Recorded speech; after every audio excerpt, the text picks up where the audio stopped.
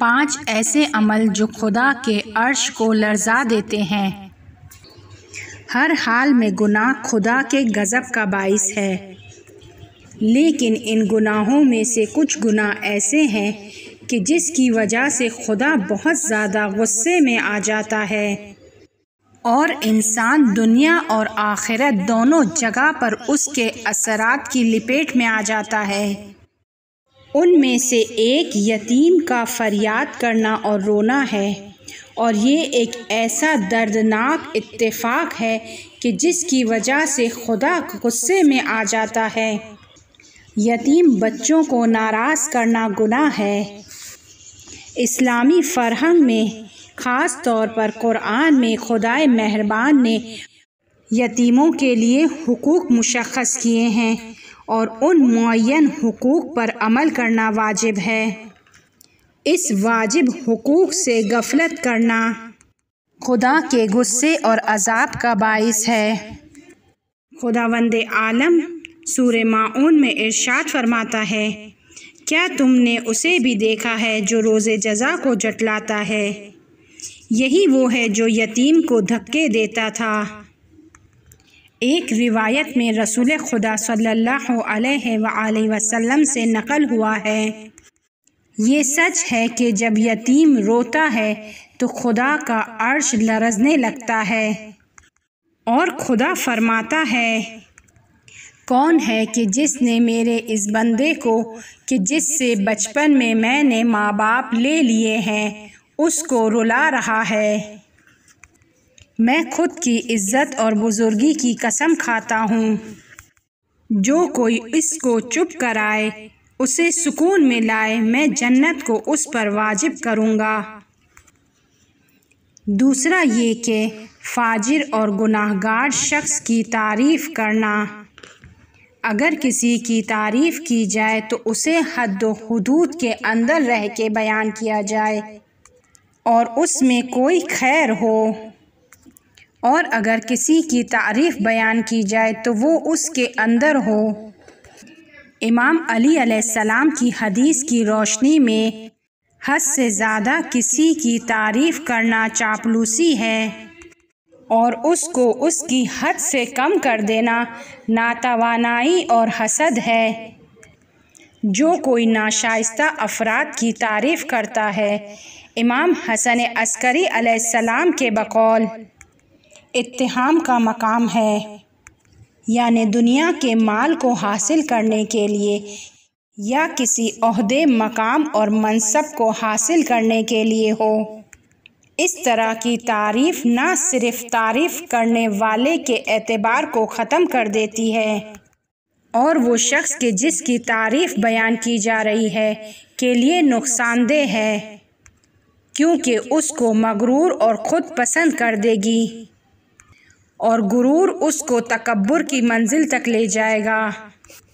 رسول خدا صلی اللہ علیہ وآلہ وسلم سے نقل ہوا ہے، تعریف کرنے والوں کے چہروں پر خاک ڈالو۔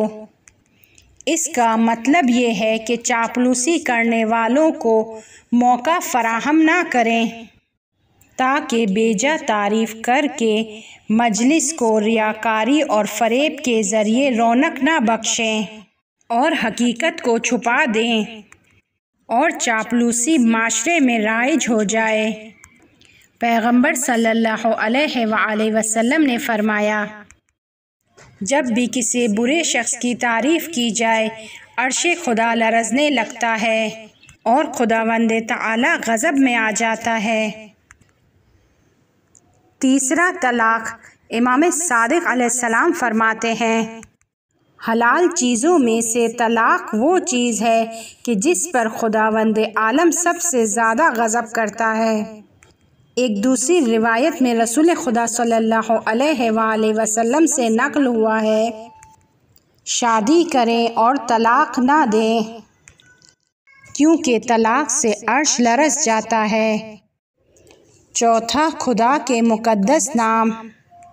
دعا اور مناجات میں جو سکھایا جاتا ہے اور جس پر بہت زیادہ توجہ دی جاتی ہے وہ یہ ہے کہ دعا مانگتے وقت خدا کو اس کے مقدس ناموں سے پکارا جائے اور اس کی بہت زیادہ سفارش کی گئی ہے کہ حاجت مانگتے وقت یا خدا کی عبادت کرتے وقت خدا کو اس کے ناموں سے پکارا جائے۔ اس لیے مختلف مذاہب میں دعا مانگتے وقت اور خدا سے استغاثہ کرتے وقت خدا کے مختلف ناموں کا ذکر کیا گیا ہے۔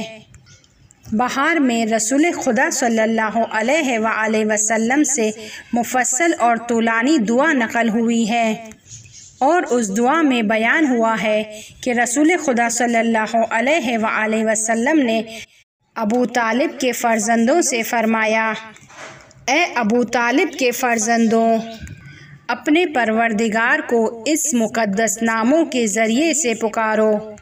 اس خدا کی قسم کہ جس کے قبضے میں میری جان ہے، کوئی بھی شخص اپنے دین کے اخلاص کے ذریعے خدا کو اس مقدس ناموں کے ذریعے نہیں پکارتا ہے مگر یہ کہ اس کے ذریعے خدا کا عرش لرزنے لگتا ہے۔ پانچواں یہ کہ خدا کے لیے حد اور حدود کا قائل ہو جائے۔ ہم میں سے اکثر کی عادت ہے کہ خدا کے کاموں میں اور خدا کی حکمت کے بارے میں اعتراض کرتے ہیں اور اس کے بارے میں شک و شبہ کرتے ہیں۔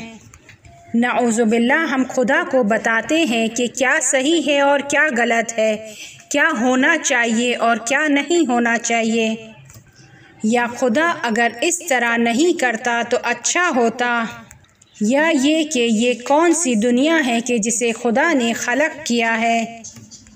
وہ جو مجھے سمجھ میں آ رہا ہے اور جو میری نظر میں صحیح ہے، اگر اس طریقے سے خلق کرتا تو بہتر ہوتا، یا خدا کے فلاں کام میں نقص ہے، یا خدا کے فلاں کام میں کمی ہے۔ یہ سب ہمارے کفر اور خدا کو نہ پہچاننے کی وجہ سے ہے۔ ہم خدا کی معرفت نہیں رکھتے ہیں۔ یہ ہمارا بغیر سوچے سمجھے بولنا خدا کے عرش کو لرزا دیتا ہے اور خدا کو غضب میں لے کر آتا ہے۔ روایت میں ہے کہ اگر کوئی شخص خدا کو کہ جس کے بارے میں وہ نہیں جانتا ہے اور خدا کو بتاتا ہے کہ وہ اس طرح ہے یا اس طرح صحیح ہے، تو خدا کا عرش لرز جاتا ہے۔